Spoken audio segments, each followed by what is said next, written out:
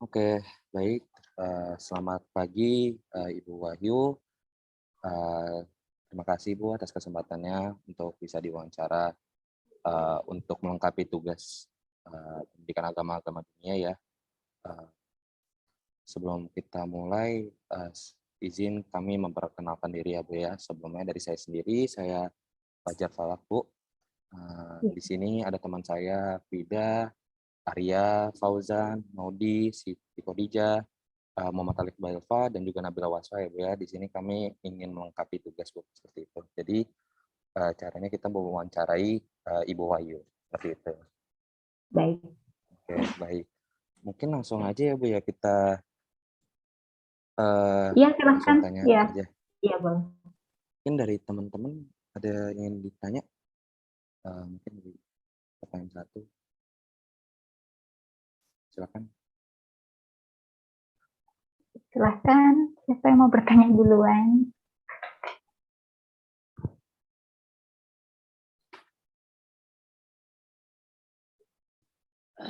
Bu, mungkin bisa diceritakan sedikit tentang biografi Ibu dan studi sebagai seorang guru agama Hindu ya?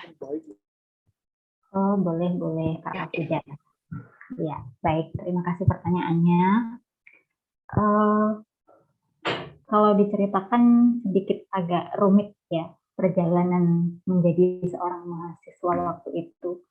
Jadi kebetulan waktu itu setelah lulus SMA, itu tahun 2019, semoga saya tidak salah ya.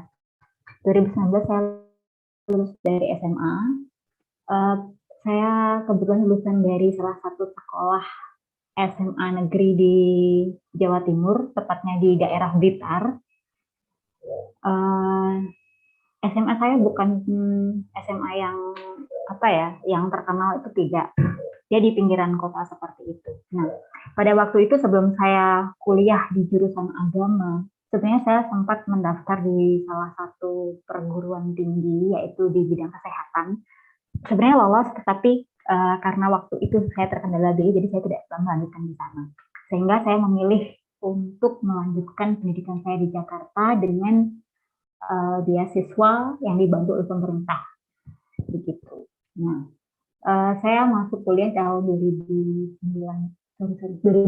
maaf ya, 2011 maksud saya. 2011 itu saya masuk di perguruan tinggi, jadi tidak menunggu lama. Begitu bulan Juli pengumuman kelulusan, saya langsung mendaftarkan di salah satu perguruan tinggi Hindu di Jakarta, yaitu Sekolah Tinggi Agama Hindu Dharma Nusantara Jakarta, yang sekarang kampusnya ada di Jatiwaringin Junction, di dekat kalau pintu keluar tol Jatiwaringin. Di situ ada, di sebelah kampus baru yang tadinya kampus kami adalah di daerah Rawamangun, di sebelah dari kampus UNJ, kalau kalian tahu UNJ. Nah, kebetulan saya S1 itu kurang lebih 3,5 tahun, karena kebetulan waktu itu ada program percepatan sehingga kelulusan itu bisa dipercepat. Tetapi meskipun demikian, karena terkendala dengan keadaan teman-teman, sedangkan di kampus saya itu hanya ada satu kali wisuda. Jadinya saya harus menunggu teman-teman dulu nih yang belum selesai untuk sidang dan segala macam. Sehingga saya dinyatakan lulus itu tahun 2019 ya, mungkin sedikit agak lupa, itu tepatnya di bulan Oktober ya, sedikit agak terlambat, meskipun saya yudisium itu di bulan Mei kalau tidak salah waktu itu. Nah, di sana. Nah, perjuangannya menjadi mahasiswa ya hampir sama mungkin dengan teman-teman di sini. Ya, tugasnya banyak dan ya begitulah keadaan jadi mahasiswa waktu itu. Itu saja mungkin biografi yang saya ceritakan. Dan sorry saya tambahkan, saya lahir di Blitar juga ya, bukan di Jakarta. Saya lahir di Blitar 29 tahun yang lalu, tepatnya di bulan Mei. Itu saja dari saya. Oke, baik. Terima kasih Bu atas jawabannya. Ada dari Afida, ada lagi yang ditanyakan? Atau langsung lanjut ke pertanyaan selanjutnya? Sudah cukup. Baik, Bu Ayu, terima kasih untuk jawabannya. Bisa dilanjutkan ke pertanyaan selanjutnya. Baik, terima kasih Kak Afida. Oke, untuk selanjutnya untuk Mbak Maudi, dipersilakan. Ya, selamat pagi Ibu Wahyu. Pagi. Saya mau tanya aja Ibu soal pengalaman Ibu sebagai guru ya Ibu. Iya. Iya ya, kayak kenapa sih Ibu bisa jadi guru? Apakah itu sebuah cita-cita Ibu atau gimana ya awal mulanya? Kalau dibilang cita-cita, sebenarnya enggak juga ya gitu. Tapi saya lebih ke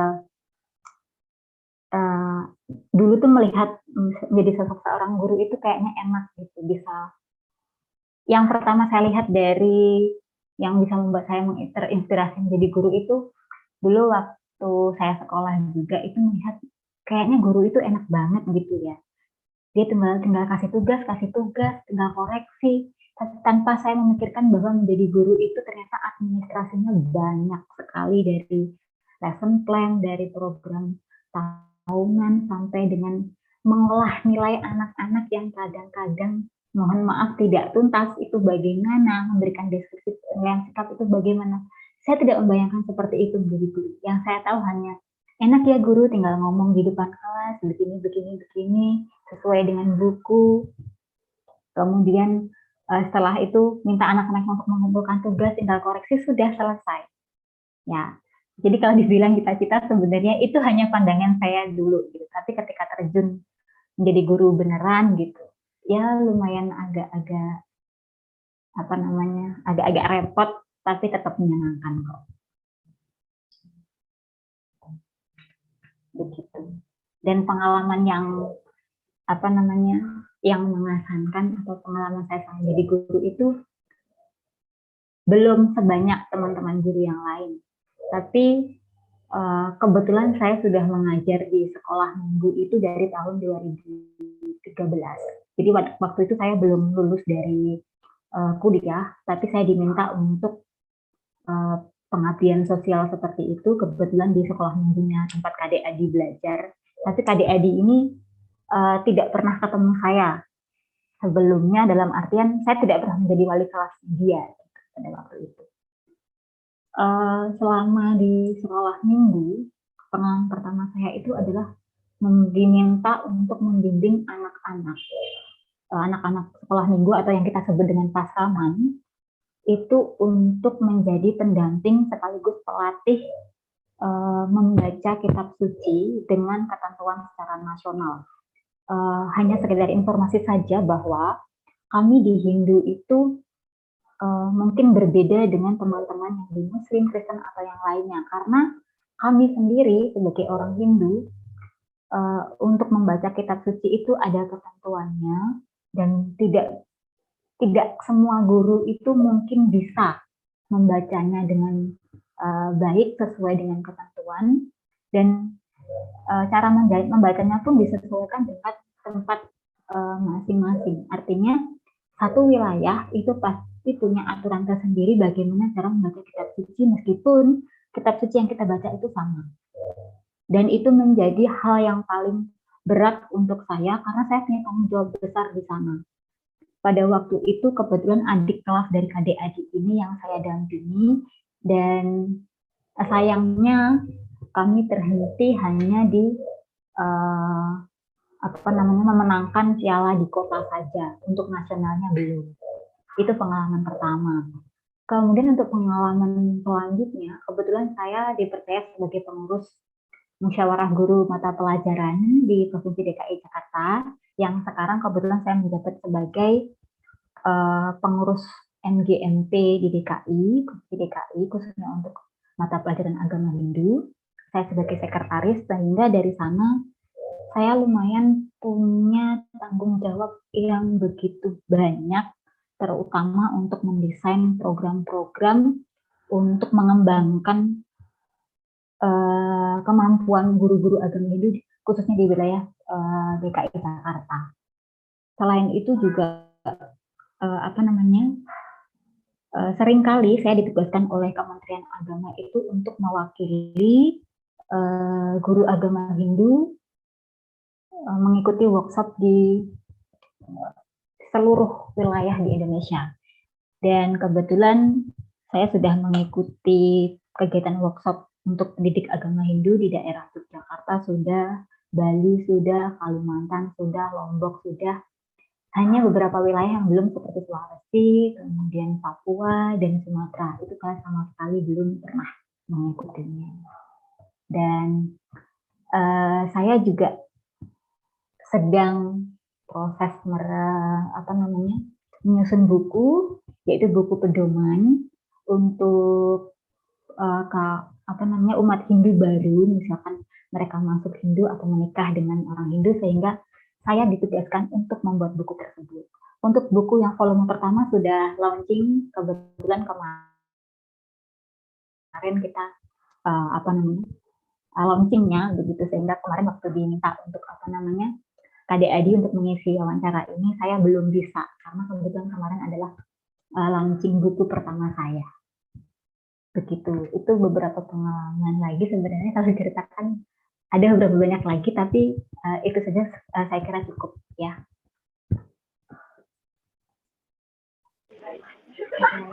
Terima kasih ya Ibu Mahyu atas sharing pengalamannya, cukup banyak Ibu pengalamannya, sampai selamat Ibu atas buku barunya yang baru launching. Terima kasih.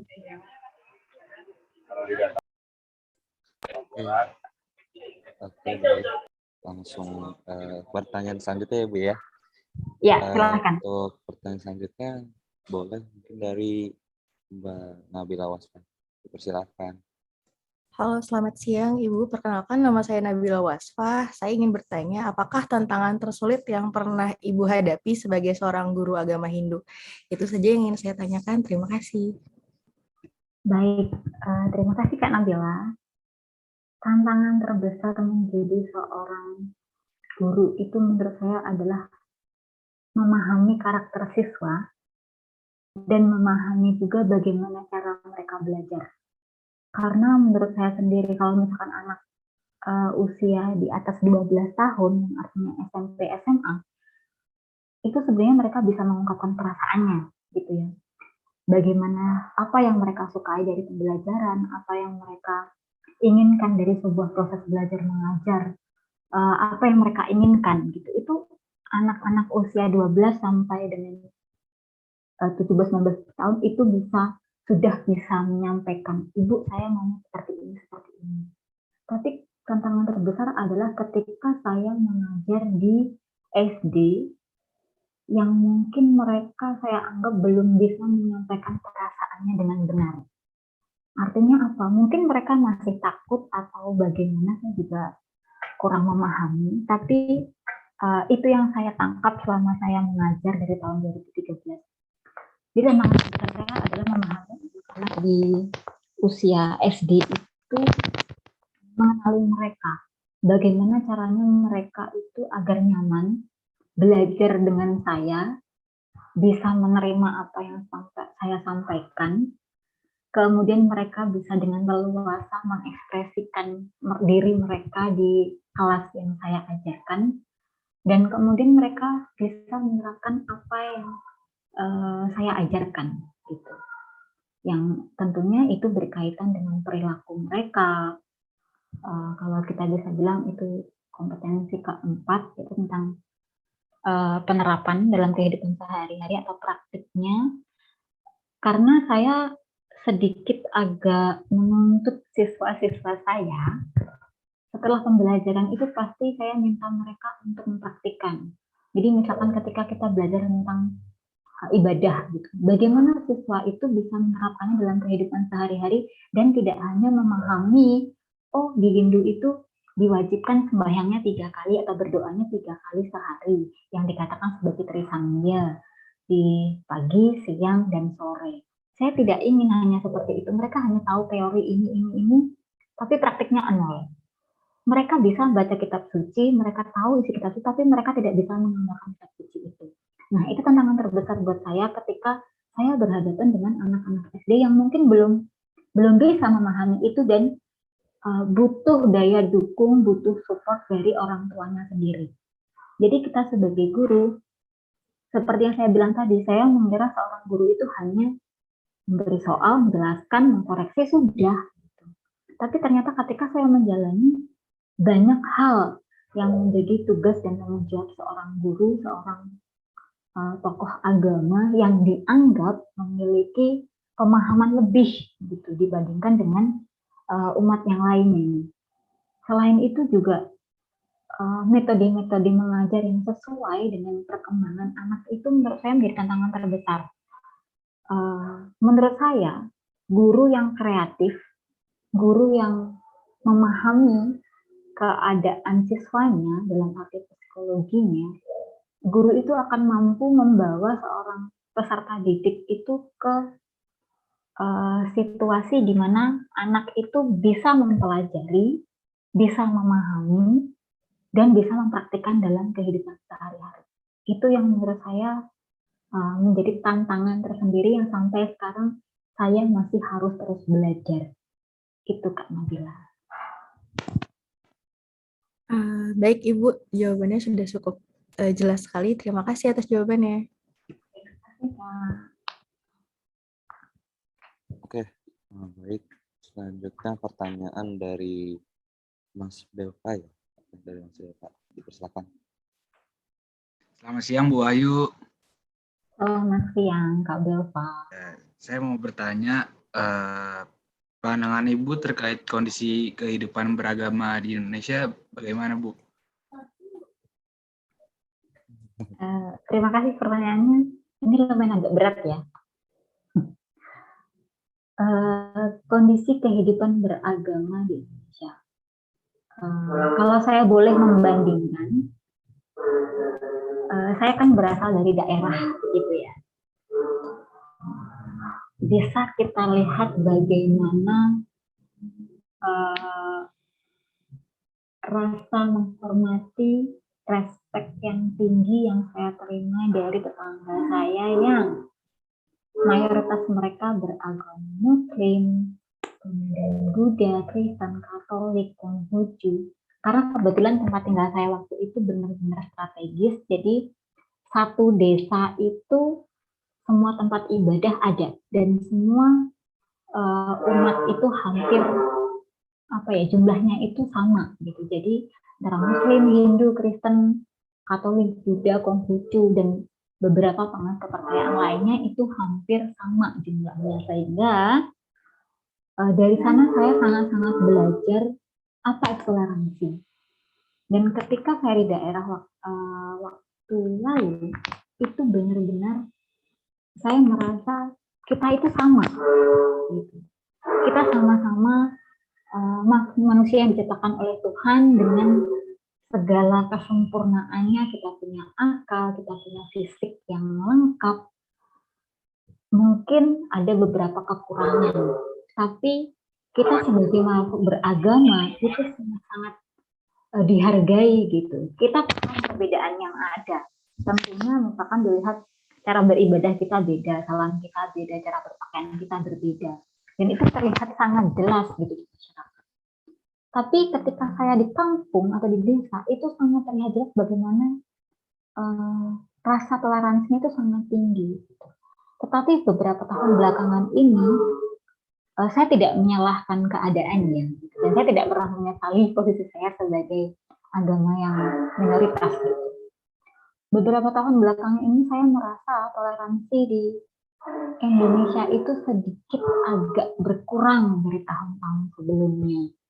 Kenapa? Karena saya sempat mengalami yang namanya beribadah di tempat ibadah itu dilempari batu, dan itu di Jakarta, di mana seharusnya Jakarta itu menjadi kota yang menurut saya adalah kota yang penuh dengan pluralisme, sehingga saya mengharapkan toleransi yang tinggi di daerah ini, di kota ini. Tapi ternyata beberapa waktu lalu saya sempat mengalami hal tersebut yang sempat membuat saya trauma untuk pergi ke tempat ibadah.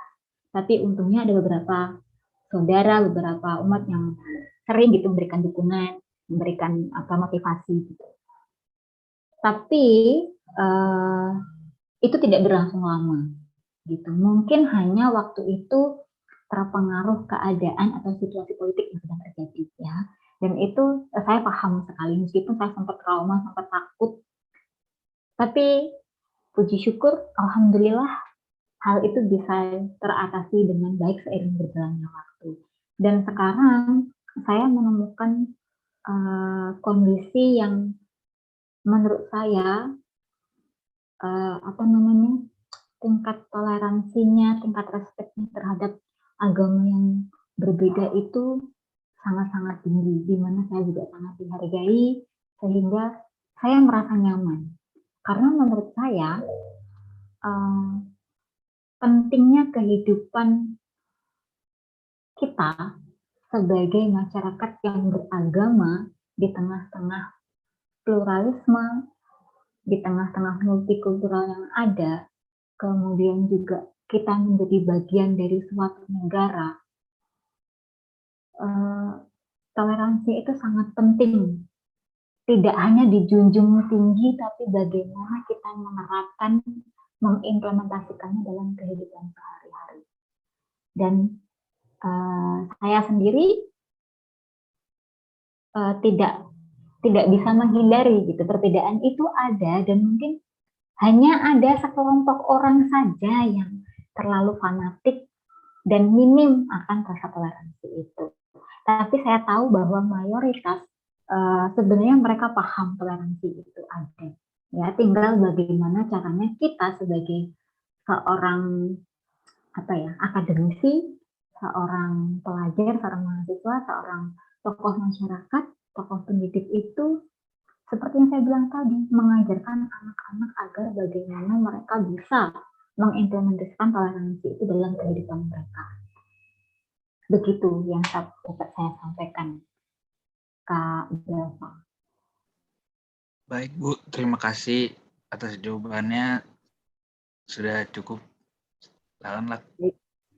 Terima kasih. Baik, ke pertanyaan selanjutnya ya Bu ya. Untuk pertanyaan selanjutnya ke Siti Khadijah, silakan. Baik, terima kasih Falak. Selamat siang Ibu Wahyu. Perkenalkan, nama saya Khadijah. Saya ingin bertanya Bu, kalau menurut Ibu Wahyu, bagaimana sih Bu mengenai hubungan antara agama dan juga negara? Terima kasih Bu. Baik, salam kenal Kak Siti Khadijah. Terima kasih pertanyaannya. Kok saya merasa semakin kesini pertanyaan semakin berat-berat ya? Itulah ciri-ciri mahasiswa yang kritis ya. Terima kasih pertanyaannya. Pandangan saya tentang hubungan agama dengan negara, sebenarnya saya bisa mengatakan, ketika sebuah negara itu memiliki masyarakat, memiliki rakyat yang banyak, negara itu harus bisa bersikap adil kepada masyarakatnya. Dalam hal ini bisa dikatakan juga bahwa negara harus memiliki atau menerapkan sistem keadilan yang pas, yang sesuai dengan kapasitasnya berkaitan dengan agama yang ada di negara kita atau di negara mereka. Karena apa? Secara tidak langsung, agama itu turut mendukung kemajuan pemerintahan dalam sebuah negara, secara langsung atau tidak langsung. Contohnya seperti apa? Kita bisa melihat keanekaragaman agama yang ada di Indonesia. Dengan keanekaragaman agama itu, pasti memiliki budayanya mereka sendiri. Masing-masing agama itu punya budayanya sendiri yang secara tidak langsung juga memperkuat eksistensi negara itu. Contohnya seperti apa? Misalkan Islam di Indonesia pada saat Lebaran, saat Ramadan, bulan puasa. Iya kan?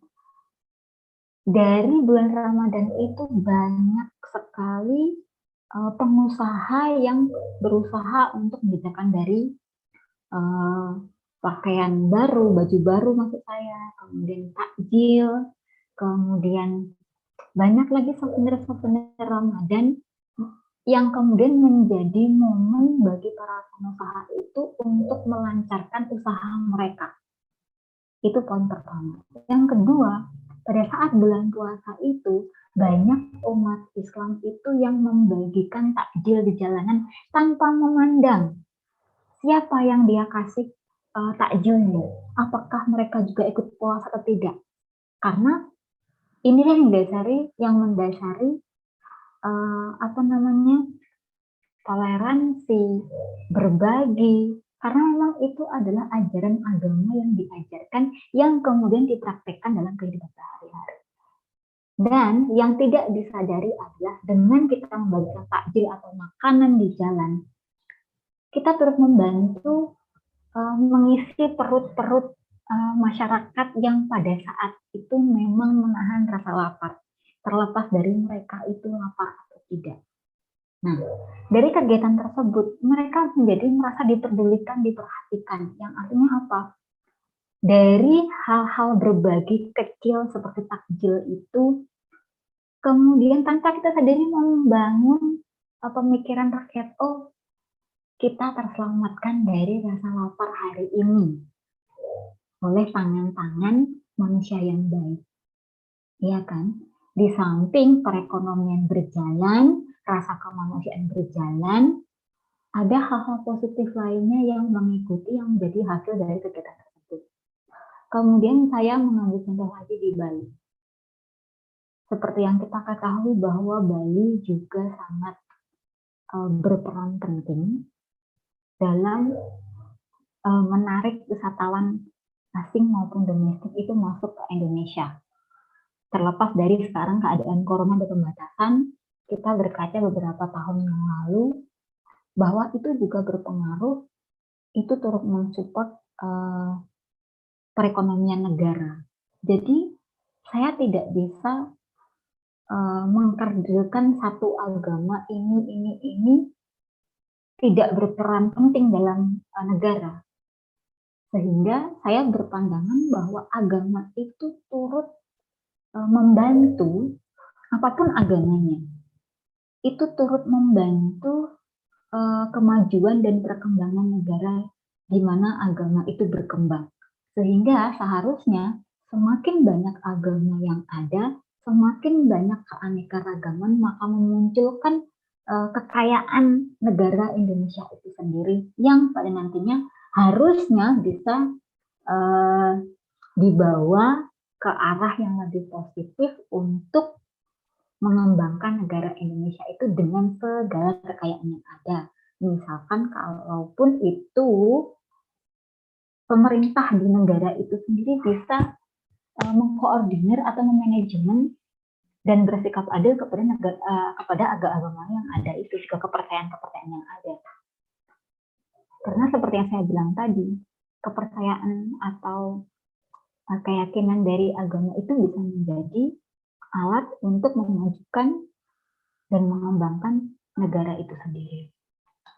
Begitu Kak Siti. Mohon maaf kalau jawabannya panjang sekali ya. Nggak apa-apa Ibu, sangat informatif kok informasinya Ibu. Terima kasih ya Ibu atas jawabannya. Terima kasih Kak Siti. Oke, Bu Wahyu, mungkin 2 pertanyaan lagi ya, Bu ya. Iya. Oke, baik. Selanjutnya ada untuk Fauzan, dipersilakan untuk bertanya. Oke, terima kasih Fajar. Selamat pagi Bu Wahyu. Selamat pagi. Sebelumnya perkenalkan, nama saya Fauzan. Saya ingin bertanya Bu, kan agama di Indonesia ini topik yang sensitif mungkin ya Bu ya. Iya. Nah, saya ingin meminta nasihat atau pendapat dari Bu Wahyu, bagaimana cara meningkatkan toleransi dari anak bangsa itu sendiri tentang perbedaan agama. Terima kasih Bu Wahyu. Terima kasih Kak Fauzan. Terkait dengan nasihat saya ya, sebenarnya saya merasa tidak mempunyai kapasitas untuk menasehati siapapun, tapi sedikit pesan dari saya adalah kita harus bisa mengendalikan diri di tengah-tengah perbedaan yang ada, apapun bentuk perbedaan itu terjadi atas kalau saya bilang atas kuasa Tuhan, gitu. Jadi apapun perbedaan yang ada di tengah-tengah masyarakat, baik itu agamanya, budayanya, bahasanya, itu adalah kuasa Tuhan. Dan saya tidak pernah mengenali keadaan saya tidak pernah merasa saya adalah umat minoritas, karena saya merasa saya punya hak dan kewajiban yang sama dengan agama lain, dan saya pun berharap apa yang saya rasakan bisa dirasakan oleh kakak-kakak mahasiswa yang sekarang ada di sini. Ya, kita harus bisa mengendalikan diri kita. Mengendalikan dari mana? Dari pikiran kita jelas, dari ucapan kita jelas, kemudian dari perilaku kita. Jadi 3 hal itu. Kita harus bisa mengendalikan diri kita dimulai dari pikiran kita sendiri, kemudian ucapan yang kita ucapkan atau ucapan yang kita berikan kepada orang lain, kemudian perilaku kita, baik perilaku di kehidupan nyata maupun di sosial media. Kita tidak bisa menjadi hakim untuk hidup orang lain. Kita tidak bisa memaksakan agama yang kita percaya itu untuk dipercaya juga oleh orang lain. Karena saya tahu agama saya itu unik. Saya tidak mengatakan agama saya aneh, karena yang mungkin pandangan orang lain tentang agama saya, kenapa di Hindu itu banyak dewa-dewa yang menurut orang lain bentuknya aneh. Saya bisa menerima itu karena apa? Saya punya dasar, saya punya pengetahuan, saya punya wawasan tentang itu. Jadi yang harus kita lakukan adalah kita membekali diri kita dengan pengetahuan yang cukup, dengan wawasan yang cukup, agar kita tidak tersesat pada kalimat-kalimat, oh katanya ini seperti ini, katanya seperti ini, tanpa kita mempelajari secara lebih dalam apa yang ada di agama yang ada di masyarakat. Jadi pesan saya juga adalah selain kita membekali diri, mengendalikan diri, kita bisa introspeksi diri, ya. Agama, menurut saya sendiri, agama itu adalah sebuah kesepakatan masyarakat. Kenapa ada Hindu, kenapa ada Islam? Kita adalah sama-sama penganut ajaran Tuhan, meskipun Tuhannya berbeda-beda. Jadi dari hal ini kita bisa belajar. Oh, agama Hindu seperti ini, Kristen seperti ini. Yang perlu kita kembangkan adalah kita perbanyak wawasan kita. Kita perdalam ilmu yang kita punya, tanpa kita menjatuhkan ajaran agama lain. Dan seperti yang saya bilang tadi, jangan sekedar menjunjung tinggi toleransi. Ya, kita praktikkan sama-sama, kita terapkan sama-sama toleransi itu dalam kehidupan kita, dalam pikiran kita, dalam ucapan kita, dan dalam perilaku kita sehari-hari. Ya, kita tidak bisa memilih kita terlahir di jalan yang mana, tapi kita bisa memilih untuk menjadi orang yang baik, orang yang bijaksana. Karena orang pintar sudah banyak, tapi orang yang bijaksana itulah yang sulit untuk ditemukan. Itu pesan dari saya, semoga bermanfaat ya Kak Fauzan dan kakak-kakak mahasiswa yang lain. Baik, Bu Ayu, terima kasih. Sama-sama. Oke, Bu. Pertanyaan terakhir ya, Bu ya. Ya. Oke, baik. Untuk Arya, dipersilakan untuk pertanyaan terakhirnya. Terima kasih, Fajar. Selamat siang, Bu Wahyu. Perkenalkan, nama saya Arya Rizky. Ya, selamat siang. Salam kenal Kak Arya. Iya, Bu. Mungkin ini pertanyaan terakhir ya, Bu. Saya ingin nanya, kan Bu Wahyu itu ngajar ya. Ya, Nah, saya pengen nanya, pernah nggak sih dari Bu Wahyu, dari pengalaman Bu Wahyu sendiri, mengalami kayak penurunan motivasi saat ngajar, dan ada nggak sih solusi buat misalnya kayak Ibu lagi ada masalah di luar kerjaan, nah pas ngajar tuh itu keganggu nggak Bu? Kayak mungkin marah-marah ke anaknya, anak siswanya gitu. Untuk solusi buat mengatasi itu kayak seperti apa dari Ibu diri sendiri gitu. Terima kasih. iya. Baik Kak Arya. Tentu kita sebagai manusia itu kadang ini ya, mood kita itu naik turun. Saya juga perempuan mengalami yang namanya moodian. Tapi dari hal-hal yang saya alami selama saya mengajar menjadi seorang guru, seorang tenaga pendidik, banyak hal-hal yang mempengaruhi emosi seorang guru itu ketika dia mengajar di kelas. Apa saja contohnya? Sempat saya mengalami penurunan motivasi ketika saya menghadapi murid saya yang saya tidak bisa menjadikan dia lebih baik dalam hal karakter dan pengetahuan.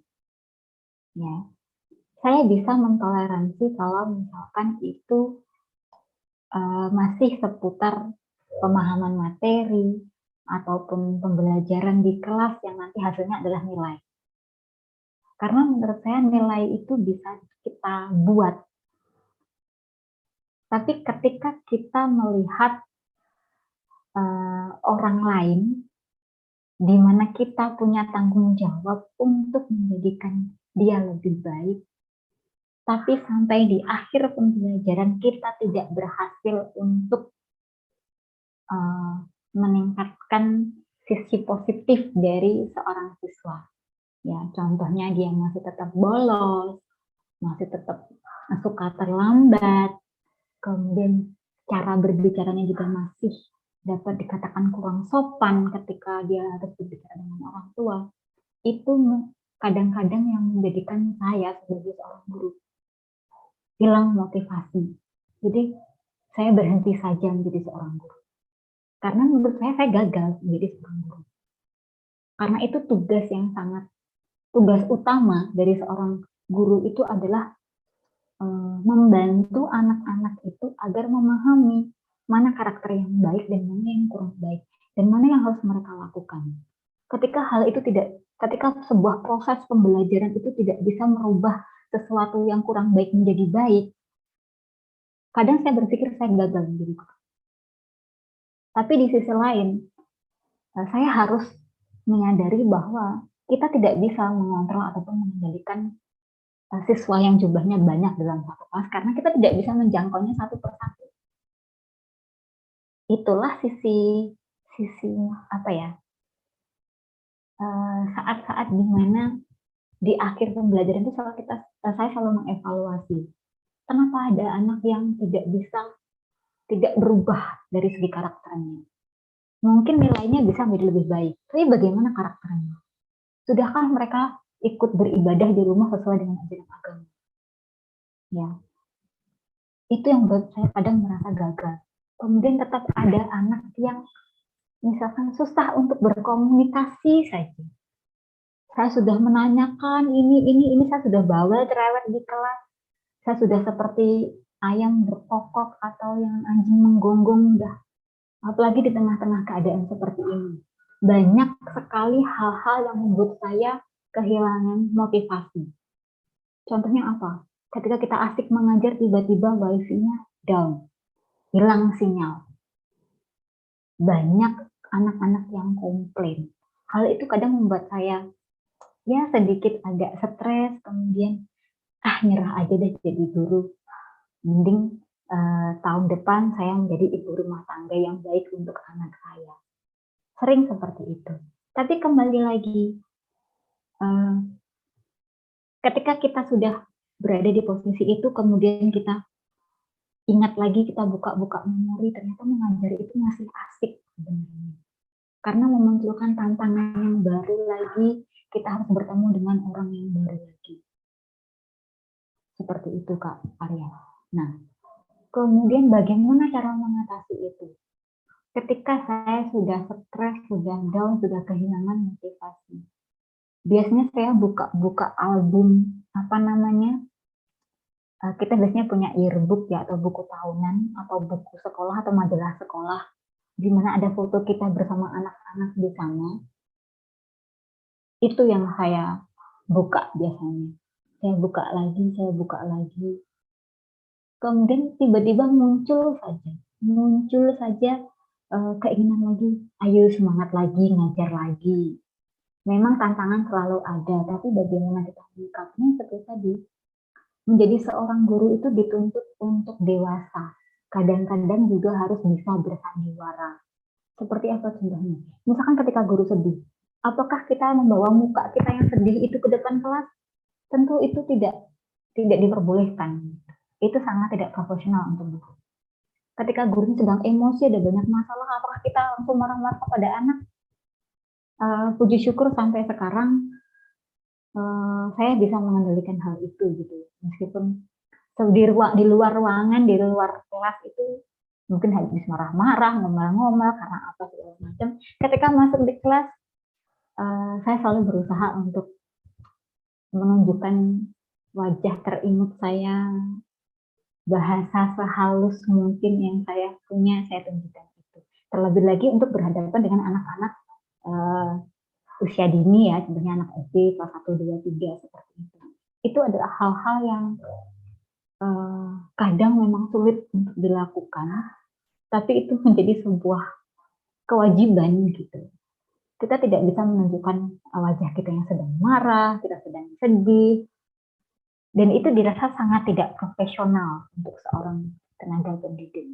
Jadi saya bisa mengatakan bahwa menjadi seorang guru itu diperlukan keterampilan berakting yang sangat complicated gitu. Kita harus bisa menyembunyikan perasaan kita yang sedih, yang marah, yang jengkel. Tapi di sisi lain, ketika kita sudah terbiasa dengan hal-hal seperti itu akan mudah untuk dilakukan. Dan sebenarnya anak-anak pun juga bisa merasakan gitu bagaimana aura gurunya ketika sang guru itu masuk ke kelas. Jadi tanpa kita sampaikan, ketika kita tidak punya keterampilan berakting yang baik, anak itu akan bisa merasakan gitu bagaimana keadaan gurunya hari ini. Dan itu yang harus dihindari. Karena apa? Karena membentuk suasana belajar yang nyaman itu juga dibutuhkan keterampilan guru yang seperti tadi, Kak Arya.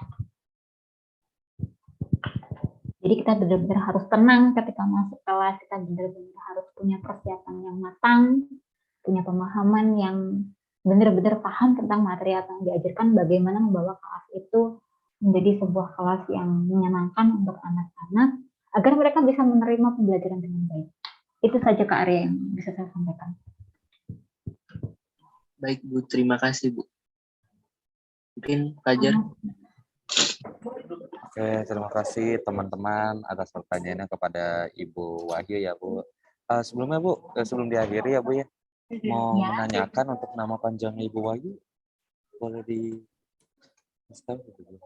Oh iya, nama saya Wahyu Kristiani sama dengan yang ada di nama Zoom saya, sama. Oke, siap Bu. Oke, baik Bu, terima kasih banyak ya Bu atas pertanyaan-pertanyaan yang sudah dijawabkan oleh Ibu Wahyu. Terima kasih banyak. Mungkin cukup sih Bu, seperti itu ya. Baik, sekali lagi saya mengucapkan terima kasih atas kesempatannya untuk kakak-kakak yang sudah memberikan saya kesempatan berbagi dengan kalian semua, dan semoga jawaban yang saya berikan dapat membantu, memperjelas, dan bisa menyelesaikan tugasnya dengan baik. Saya juga minta maaf apabila dalam menjelaskan atau memberikan jawaban sedikit agak belepotan. Ya. Iya, karena saya juga lumayan agak shock mendapat topik yang diberikan oleh Kak Adi tadi. Karena saya sebenarnya juga sekarang sedang rapat, jadi mohon maaf kalau antara saya terbelah. Iya Bu, tidak apa-apa Bu. Maaf mengganggu waktunya ya Bu ya. Ya, tidak apa-apa. Karena saya sudah janji, jadi saya harus menepatinya. Iya Bu, oke. Baik Bu, terima kasih banyak ya Bu ya. Terima kasih banyak. Nanti kalau misalnya ada informasi yang dibutuhkan lagi, silahkan kontak saya melalui Kak Adi atau ke saya langsung ya. Terima Oke, kasih siap Bu, banyak. siap Bu. Terima kasih Bu Ayu.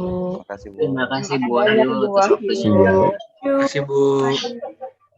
Terima kasih kakak-kakak. Saya boleh live ya? Oh, boleh Bu, silakan Bu. Boleh Bu. Baik. Ya, terima kasih. Selamat siang. Semoga tetap sehat ya. Selamat siang. Ya, terima kasih Bu. Oke, baik. Selamat malam ya Pak Mustafa. Maaf mengganggu waktunya. Ini teman-teman saya dan saya sendiri ingin mewawancari Bapak ya terkait melengkapi tugas pendidikan agama dunia. Sebelum dimulai, izin saya memperkenalkan diri. Nama saya Fajar Falak. Di sini ada Afida Afa, Arya Rizky, Siti Khadijah, Nabila Wasfah, Muhammad Arif Belva, Maudi Rahma, dan juga Fauzan Syahputra. Baik, mungkin untuk mempersingkat waktu ya Pak ya.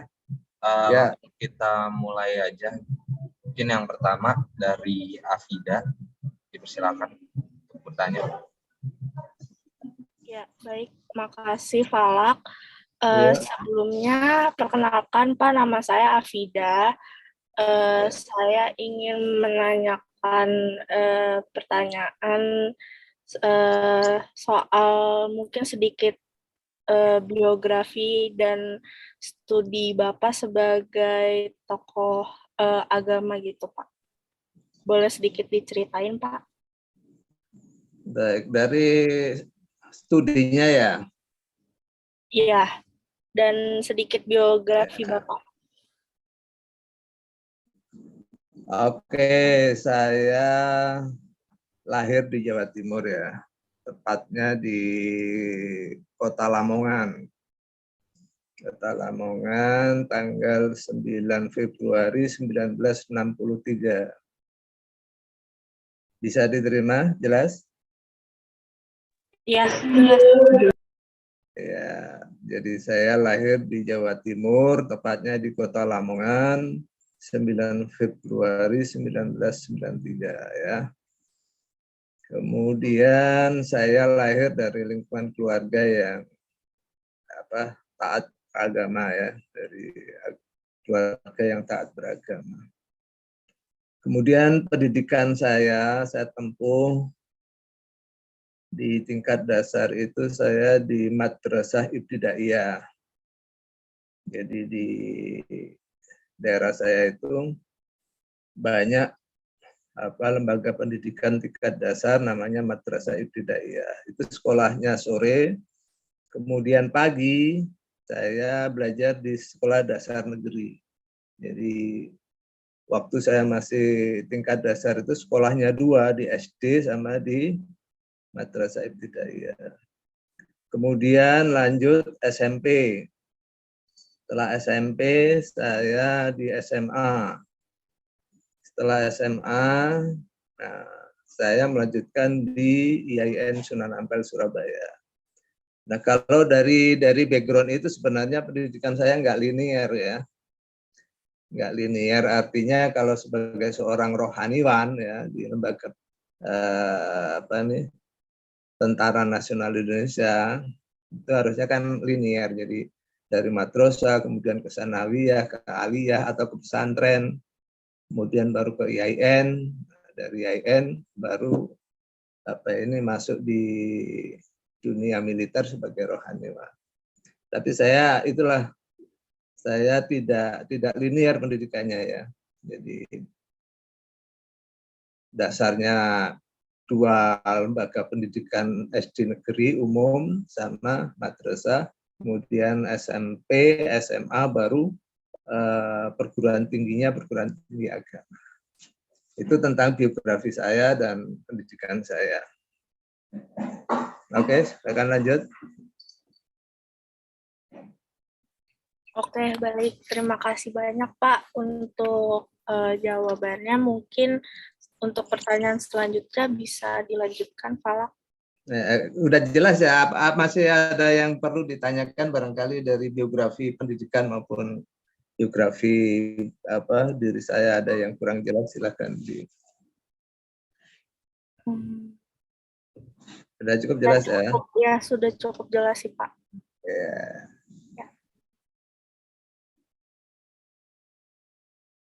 Oke, baik, selanjutnya terima kasih ya Afida atas pertanyaannya. Oke, selanjutnya untuk Maudi, dipersilakan. Assalamualaikum.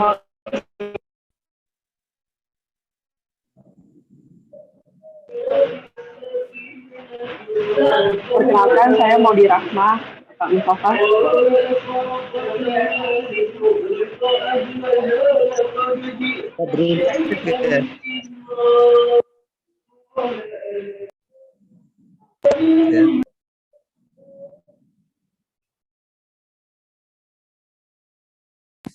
Assalamualaikum warahmatullahi wabarakatuh. Ya, maaf Pak, kedengeran nggak suara saya? Ya, sudah jelas. Tadi basic banget ya.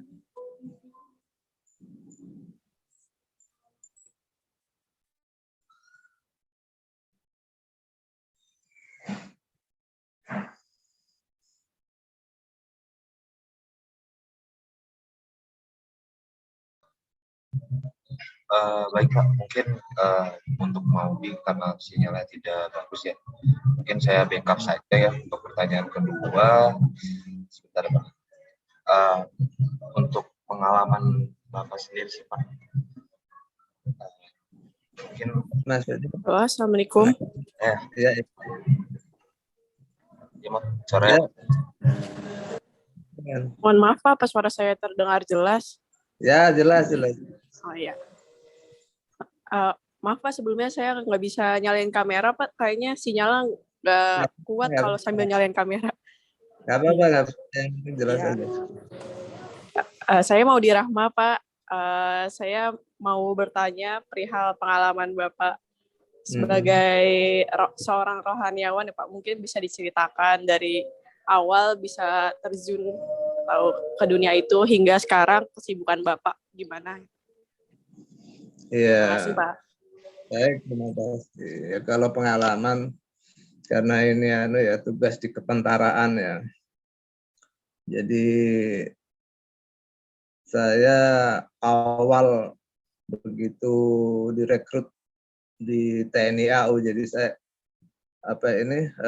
TNI itu kan membutuhkan sarjana agama, kemudian seleksi diterima tahun 1991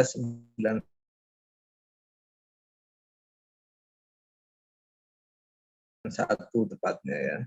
Nah, 1991 itu 6 bulan dari dilantik menjadi seorang perwira pangkat pertama Letnan 1 saat itu. Kemudian saya mendapatkan penugasan di Irian Jaya,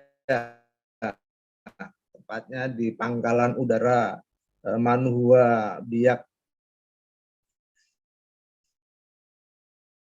Jayapura ya. Tentunya saat itu saya sebagai seorang rohaniawan dan begitu dunia kerja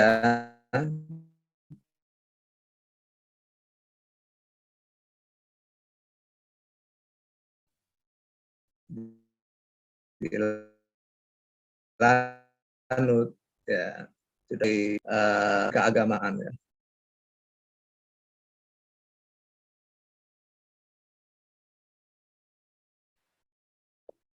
Gimana? Kok putus ya? Halo? Iya Pak, tadi Iya Pak, gimana, suaranya putus-putus. Sudah connect ya? Jadi begitu saya dinas pertama itu, saya langsung disambut oleh warga Lanut dan ternyata banyak kegiatan-kegiatan keagamaan. Misalnya ada apa ini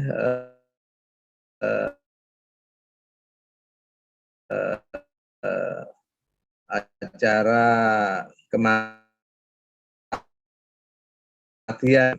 kemudian 3 harinya, 40 harinya gitu kan. Nah, itu sebagai pengalaman saya yang dimana di lingkungan waktu saya dilahirkan, di keluarga saya itu tidak ada tahlilan gitu, tidak ada. Artinya apa ini tradisi tahlilan itu tidak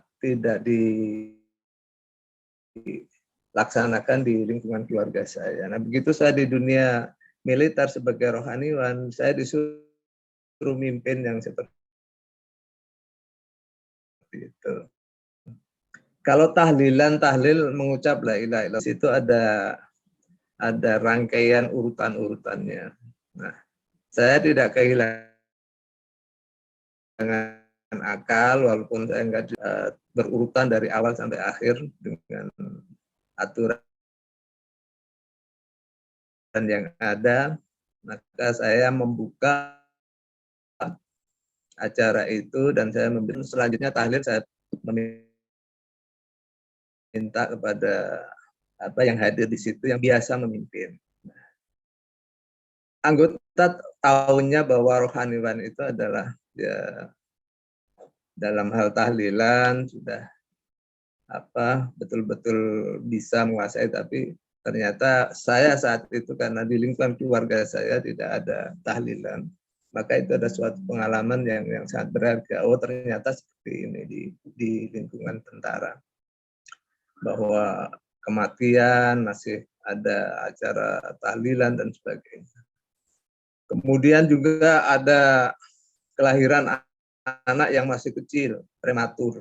Kemudian merawat memandikan, kafan, sampai proses pemberangkatan jenazah. Nah, yang demikian itu saya tidak pernah punya pengalaman dalam bidang seperti itu. Apalagi menangani anak kecil yang masih dalam kondisi yang belum sempurna. Maka saya tidak kehilangan akal, saya punya rekan-rekan kerja atau bawahan, saya suruh untuk melayani itu. Tapi dengan itu saya harus berusaha untuk belajar dengan pengalaman yang ada, dan akhirnya ya semuanya berjalan dengan lancar.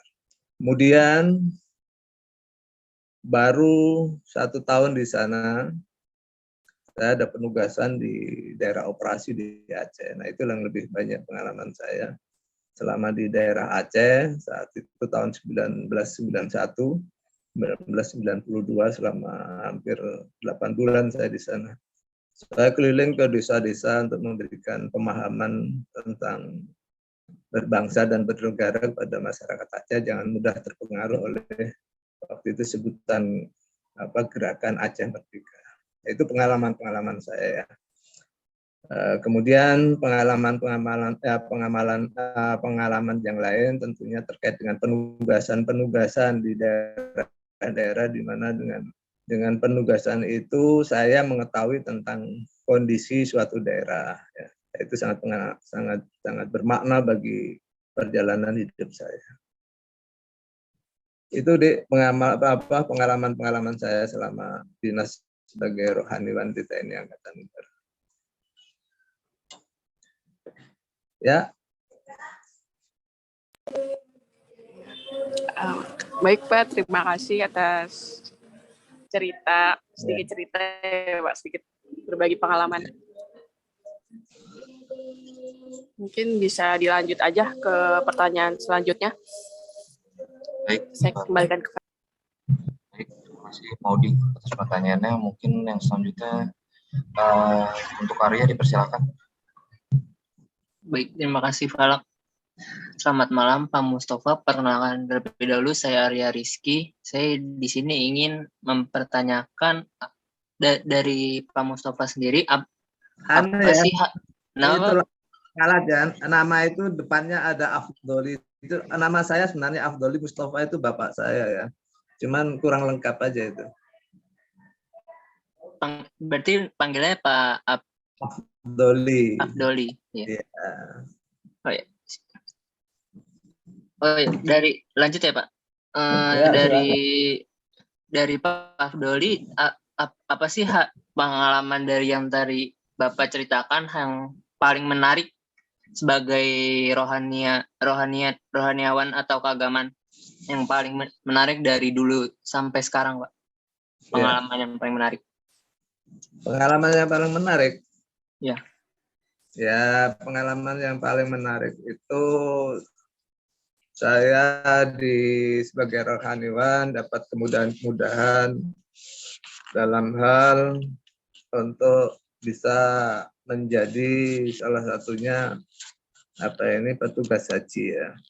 Jadi saya istilahnya berangkat haji, alhamdulillah lebih dari 1 kali ya, tepatnya 5 kali ya. Itu semuanya diberangkatkan oleh pemerintah.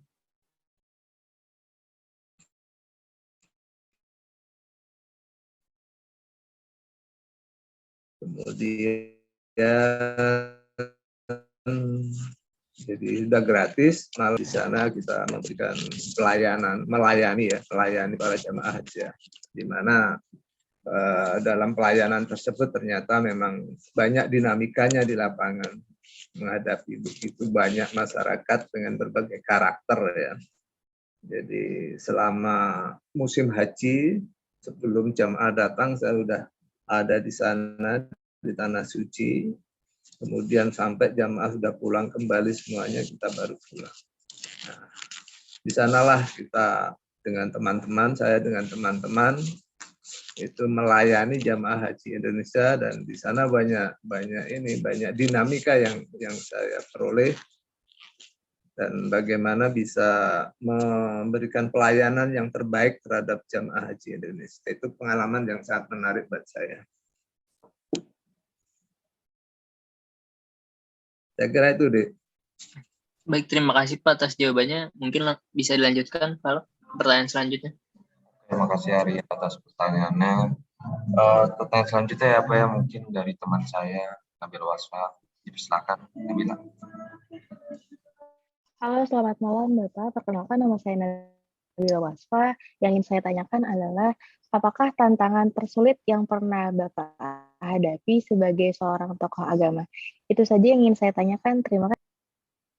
Oke, jadi dari awal tadi saya ceritakan bahwa pendidikan saya itu kan nggak linear deh ya. Nggak linear, artinya seharusnya rohaniawan itu kan pendidikannya ya dari madrasah, sanawiyah, aliyah, kemudian lembaga pendidikan keagamaan seperti IAIN dan sebagainya kan itu. Nah, karena saya pendidikan nggak linear itu, maka ya saya harus belajar banyak, dan itu alhamdulillah istri saya itu dari backgroundnya dia dari madrasah, kemudian pesantren, jadi sanawiyahnya di pesantren, aliyahnya di pesantren, kemudian di IAIN. Nah, itu membantu saya terhadap kesulitan-kesulitan dalam melaksanakan tugas sebagai rohaniawan. Misalnya bahwa rohaniawan itu harus banyak paham tentang ilmu Al-Quran, tafsir dan sebagainya. Di situ banyak hal-hal yang kita dapatkan di lapangan, permasalahan-permasalahan, maka saya diskusikan dengan istri ya, dan alhamdulillah itu sangat membantu tugas saya. Jadi artinya bahwa saya ketika memilih pendamping hidup ternyata tidak salah dengan tugas saya selama sebagai rohaniawan di tentara. Itu kesulitan yang pernah saya hadapi, bahwa karena pendidikan saya tidak linear dari background, dari dasar agama terus sampai perguruan tinggi. Tapi itu teratasi dengan didampingi oleh istri saya yang memang background pendidikannya dia linear dari pendidikan agama. Baik, terima kasih Bapak atas jawabannya. Ya, selanjutnya akan saya kembalikan kepada Bapak. Baik, Nabila, terima kasih atas pertanyaannya. Mungkin selanjutnya kepada Muhammad Arif Belva ya. Silakan. Terima kasih, Falak. Perkenalkan Pak, nama saya Muhammad Arif Pak, Belva. suaranya jelas. Ya, Udah jelas belum Pak? Tes. mungkin yang lain yang nggak mic-nya dimatiin kali ya. Tes. Suara saya udah terdengar belum Pak? Oke ya. Ya, perkenalkan Pak, nama saya Muhammad Arif Belva. Saya ingin bertanya pendapat Bapak terkait kondisi kehidupan beragama di Indonesia. Terima kasih Pak. Halo, tolong diulangi, kurang jelas. Pendapat Bapak terkait kondisi kehidupan beragama di Indonesia.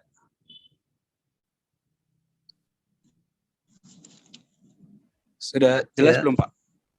Suara saya. Belum Alif, belum jelas. Suaranya putus-putus. Saya matiin kameranya ya Pak. Pendapat Bapak terkait kondisi kehidupan beragama di Indonesia, Pak. Kondisi kehidupan umat beragama ya.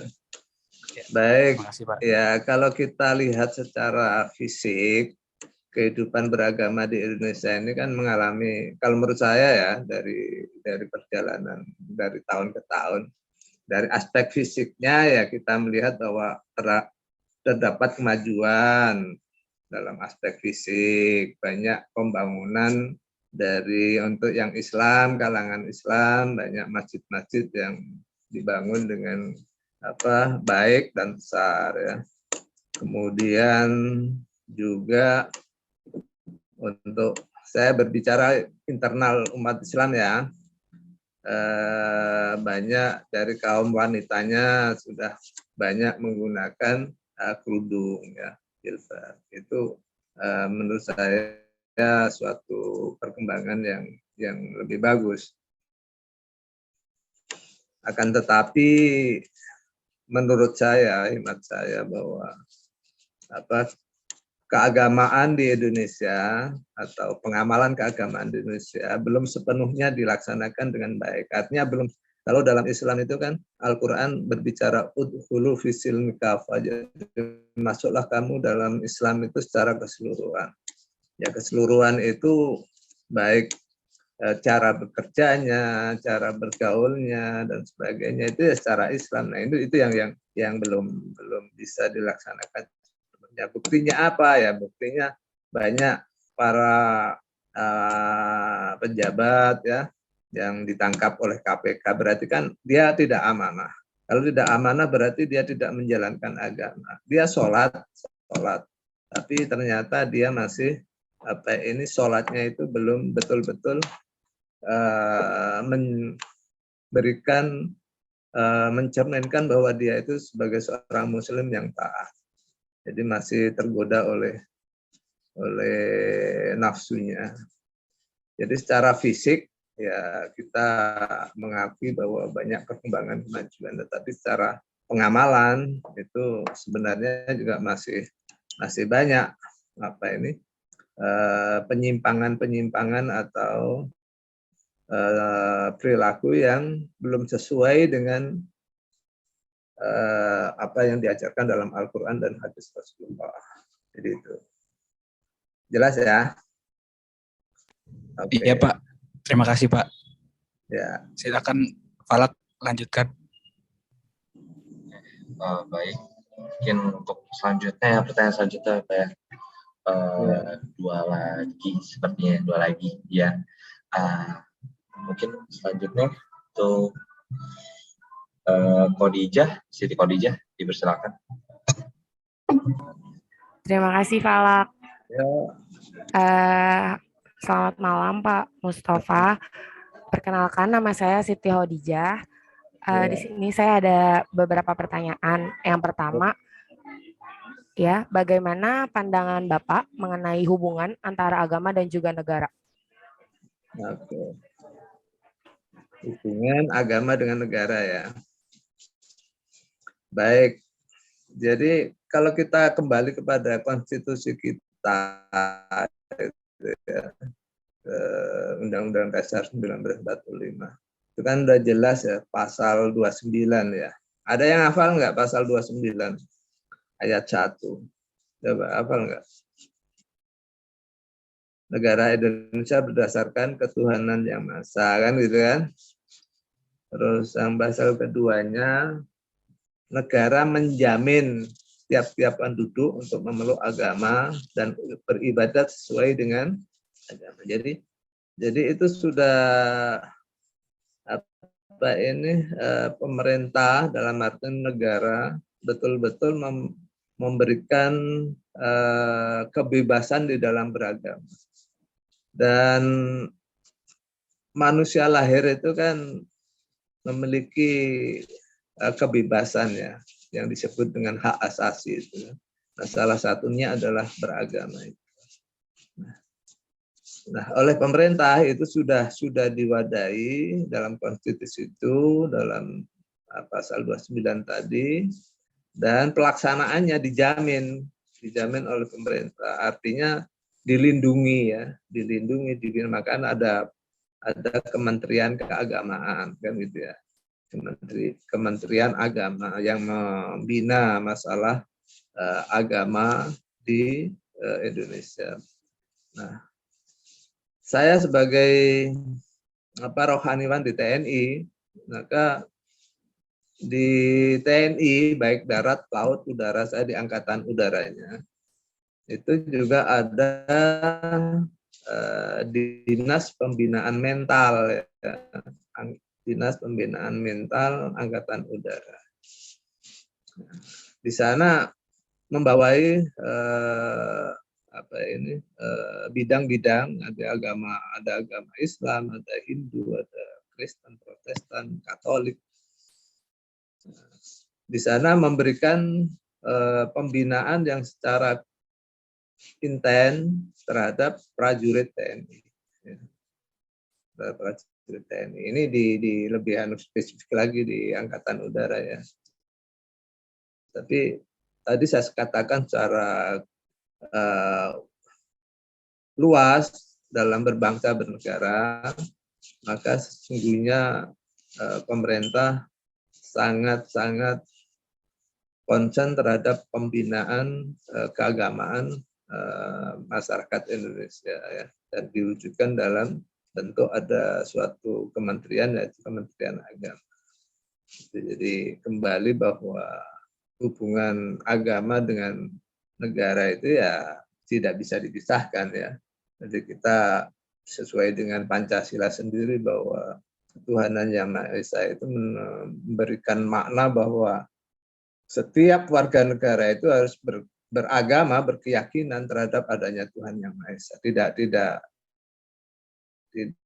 istilahnya membolehkan ateis. Itu. Oke, paham? Jelas? Jelas, Pak.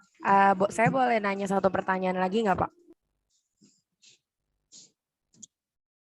Ya, silakan. Saya pengen bertanya, Pak. Kira-kira menurut Bapak, suatu politik itu bisa berjalan secara beriringan dan seirama nggak sih sama agama di Indonesia? Kan yang kita ketahui nih ya Pak, praktiknya itu kalau misalkan beberapa oknum politisi itu tuh menghalalkan segala cara dan menggunakan medium apapun termasuk agama itu yang kita tahu kalau kita bawa-bawa agama itu sangat mudah untuk dipreteli demi kenyamanan si oknum politis itu sendiri. Menurut Bapak kira-kira politik itu bisa berjalan secara beriringan nggak? Terima kasih Pak. Ya sebenarnya justru koridornya itu kan agama.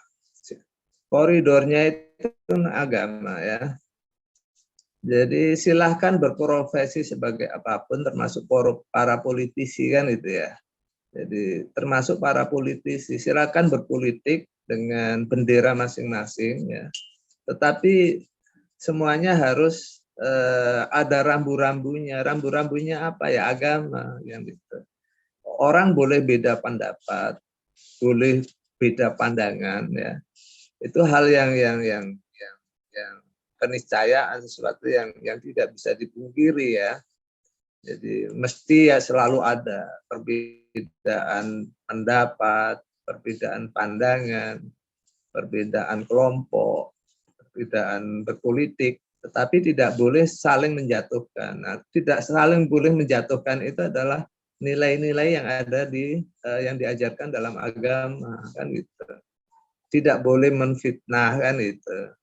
Tidak boleh kita berbeda pandangan, tidak boleh menghabisi atau menistakan orang yang beda tadi. Ya, gitu. Jadi sebenarnya justru apapun profesinya, sebagai politisi atau sebagai apa, yaitu diatur di apa rambu-rambunya diatur dalam agama tadi. Jadi agama itu memberikan arah yang jelas, yang tidak mudah seseorang itu istilahnya menghalalkan segala cara, ya, menghalalkan cara-cara. Jadi politisi yang baik, politisi yang betul-betul dia berpegang teguh terhadap nilai-nilai agama yang dia ada. Karena setiap agama pasti mengajarkan sesuatu yang baik, yang normal, walaupun beda konsep teologinya beda, cara ibadahnya beda, tetapi dalam konteks kebenarannya dalam arti hubungan terhadap sesama manusia dan sebagainya itu konteksnya sama. Oke, jelas?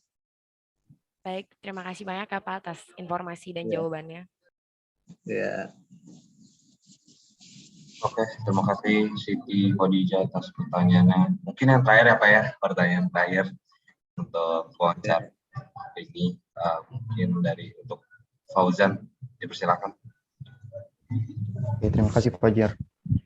Selamat malam Pak Mustafa. Sebelumnya perkenalkan nama saya Fauzan.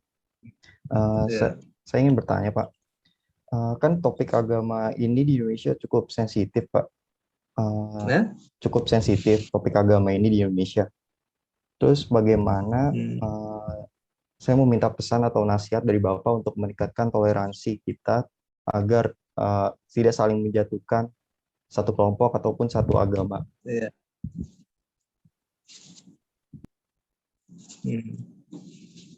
Ya, ini kaitannya dengan toleransi ya dalam beragama ya. Baik ya. Sesungguhnya kalau kita melihat di Indonesia itu sebenarnya toleransi umat beragama itu sudah bagus ya. Dan itu sudah ditunjukkan dari zaman dulu ya, di mana di kabupaten itu ya, di setiap kabupaten itu kan ada alun-alun, ada masjid, ada gereja kan gitu kan. Nah, alun-alun itu kan tempat berkumpulnya masyarakat, tempat bermainnya masyarakat. Kemudian ada masjid, ada gereja. Artinya di situ masyarakat itu sudah dididik bahwa kita itu di Indonesia itu ada bermacam-macam agama kan gitu, saling menghargai. Dalam pandangan saya, selama ini menurut saya kerukunan hidup beragama di Indonesia sudah bagus ya. Cuman kan kadang-kadang begini, ada salah pemahaman dalam konteks toleransi. Misalnya ya, misalnya ada yang merayakan hari ulang tahun keagamaan atau hari raya keagamaan. Sebenarnya kan tuntutan umat beragama kan kita bukan ucapan selamatnya kan gitu kan. Tetapi bagaimana kita bisa menghargai saudara kita yang merayakan keagamaan tadi. Artinya kita sebagai tetangga, ya tetangga merayakan ya silahkan, kita tidak mengganggu, kita tidak istilahnya memberikan keleluasan, jadi tidak mengganggu dan sebagainya. Tapi dalam konteksnya sekarang kan kadang-kadang yang dipermasalahkan kan ucapan selamat, ucapan selamat. Itu yang sering dipermasalahkan menjelang Natal, konteks pengajian-pengajian bagaimana hukumnya mengucapkan selamat. Padahal sebenarnya bukan itu kerukunan itu. Bagaimana kita menghargai umat Kristiani yang melaksanakan Natal, dia bisa melaksanakan Natal dengan baik, tidak terganggu pelaksanaannya. Itu sebenarnya menghargai, toleransinya di situ. Bukan berarti ya, dengan ucapan-ucapan itu, dan mereka pun sadar bahwa tidak harus mereka tidak menerima ucapan juga nggak masalah. Yang penting konteksnya pelaksanaan Natal atau pelaksanaan hari raya atau yang agama lain, Hindu, Nyepi dan sebagainya, semuanya itu berjalan dengan baik gitu. Itu saling menghargai di situ. Nah, cuman kadang-kadang ya itulah ada terlalu mendramatisir kalau menurut saya ya. Jadi hal-hal yang kecil yang sebenarnya itu tidak perlu diangkat tapi diangkat. Gitu ya. Dan kalau dalam Islam sih sudah jelas ya bahwa perbedaan termasuk dalam hal keyakinan agama itu sudah keniscayaan kehendak Allah gitu. Jadi bahkan Allah itu mengatakan kalau saya berkehendak menjadikan umat itu satu, ya saya bisa, tetapi saya tidak menghendaki yang demikian. Allah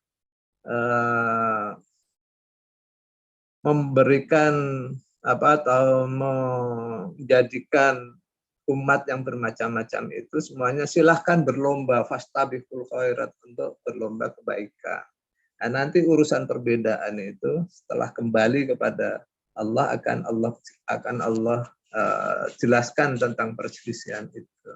Itu di nas Al-Quran sudah dijelaskan seperti itu. Nah, oleh karena itu sebenarnya hal-hal yang menyebabkan ada sedikit gesekan itu sebenarnya orang-orang yang terlalu istilahnya dia tidak paham dengan baik tentang ajaran agamanya ya, tetapi dia berusaha untuk fanatisme yang sempit kalau menurut saya. Kembali bahwa toleransi umat beragama di Indonesia itu menurut saya sudah berjalan dengan baik, dan mudah-mudahan itu bisa terjaga dengan baik. Dan bahkan kalau di mana itu di Jawa Timur ya, atau di Jawa Tengah kalau nggak salah, ada umat Natalan gitu kan, mata bansernya NU itu dia jaga kan, itu salah satu bentuk. Tapi menurut saya tidak harus demikian bisa terlaksana dengan baik. Itu ya tentang kerukunan hidup.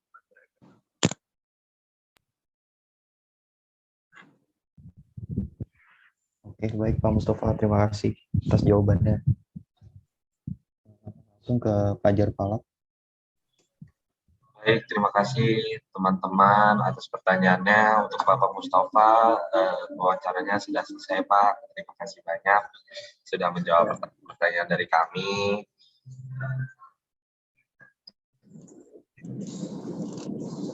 Ya, udah selesai. Ya. Nah, oke, saya tambahkan sedikit ya. Ya Pak. Saya tambahkan sedikit terkait dengan. Jadi intinya kalau dalam Islam itu kan ada pokok-pokok ajaran agama Islam yang disebut dengan Arkanuddin ya. Arkanuddin apa saja itu coba? Sebutkan tiga tiang agama Islam itu, sendi-sendi agama Islam itu apa saja? Tahu? Islam, iman, ihsan. Ya. Itu Arkanuddin, rukun-rukun dalam agama Islam tiga itu. Jadi Islam itu kan agama Islam itu kan ada rukun Islam, ada rukun iman, ada ihsan. Kalau rukun iman sudah jelas, pada tahu ya kalian. Rukun Islam kalian juga sudah tahu. Nah, dua hal ini yang mungkin sudah dipahami, walaupun pemahamannya antara satu dengan yang lain terhadap dua rukun ini berbeda ya. Tapi yang ketiga itu yang ihsan tadi itulah yang masih banyak belum diterapkan. Jadi kesempurnaan iman seseorang itu, jadi kesempurnaan iman dan keislaman seseorang itu sangat tergantung pada rukun yang ketiga, ihsan. Ya. Ihsan itu artinya kan baik, kebaikan.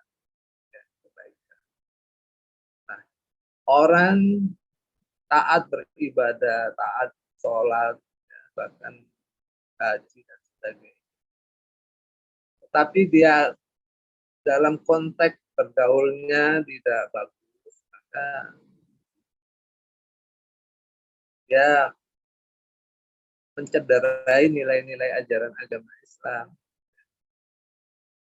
Jadi konteksnya dalam ihsan itu dalam penerapannya dalam bidang agama ya kita harus mensegerakan perintah Allah, kemudian dalam konteks bekerja ya menjadi orang yang amanah ya, amanah yang jujur. Dalam konteks bermuamalah, bergaul yaitu harus saling menolong dan menghargai, termasuk ini bertoleransi tadi. Berbeda pandangan tidak harus kita upaya untuk memusnahkan orang itu, tidak. Karena apa? Karena ya Allah menciptakan makhluknya itu kan dengan ihsannya, dengan kebaikannya. Jadi tidak pandang beda orangnya itu mau kafir, mau tidak ingkar kepada Allah, nggak masalah Allah, nggak masalah ya. Itu semuanya dengan sifat ihsannya. Nah, kewajiban kita harus berbuat baik terhadap ciptaan Allah. Kalau kita berbuat baik dengan ciptaan Allah, maka kita berbuat baik terhadap Allah. Kita semua mengadu kepada Allah. Jadi yang rukun ketiga ihsan inilah yang belum banyak dipahami oleh umat Islam, dan itu konteksnya ya terhadap toleransi tadi juga itu ya. Kita bagaimana bisa saling membantu, menghargai terhadap orang lain atau ciptaan Allah yang lain. Ya. Jangankan terhadap manusia, terhadap makhluknya, hewan aja kita mau memotong hewan kan diperintahkan agar pisaunya itu betul-betul tajam sehingga kita tidak menyakiti hewan tadi. Itulah bentuk ihsan. Nah, itu yang perlu menjadi pemahaman yang komprehensif ya, secara bagaimana mendalami Islam itu secara baik.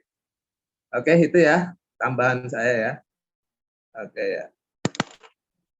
Oke, baik Bapak, terima kasih atas tambahannya. Terima kasih banyak Pak. Terima kasih banyak ya Pak atas waktu dan kesempatannya. Oke ya. Baik ya, assalamualaikum. Waalaikumsalam. Waalaikumsalam. Waalaikumsalam. Terima kasih Pak. Waalaikumsalam.